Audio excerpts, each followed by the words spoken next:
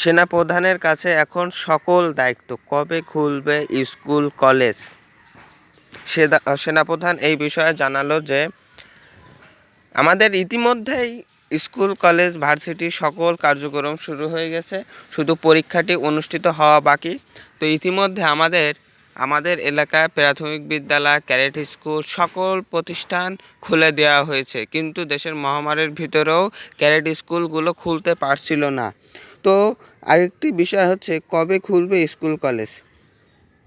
School college আমি আবারও বলছি, ইতিমধ্যে খুলে দেওয়া হয়েছে। স্কুল কলেজ এখন থেকেই সুষ্ঠু সুন্দরভাবে অনুষ্ঠিত হচ্ছে এবং আপনাদের অনেক সমস্যার সম্মুখীন যারা এইচএসসি এক্সাম 2024 পরীক্ষার্থীদের এই বিষয় নিয়ে শিক্ষা বোর্ড শিক্ষা বোর্ড বলতে যে সেনাপ্রধানরা সকলে মিলে বসবে যে শিক্ষামন্ত্রী কে হবে না হবে এই কয়েকদিনের জন্য।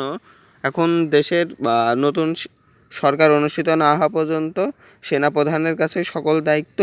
তো সেনাপ্রধানই এখন ডিসাইড করবে শিক্ষামন্ত্রী কে হবে, সকল কে কোন দিবে এই বিষয়ে আজকের একটা বৈঠক হবে, সে বৈঠকে তারা প্রকাশ করবে।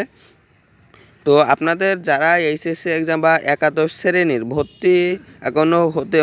ভর্তি কলেজ চয়েস দিয়েছেন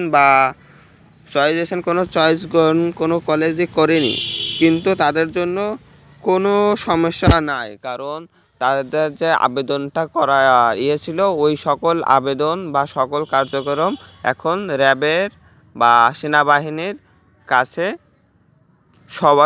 সংযুক্ত বা তাদের হাতে সব কিছুই। তো তারা এই বিষয়গুলো দেখবে, সকল কিছুই তারা পরিচালনা করবে।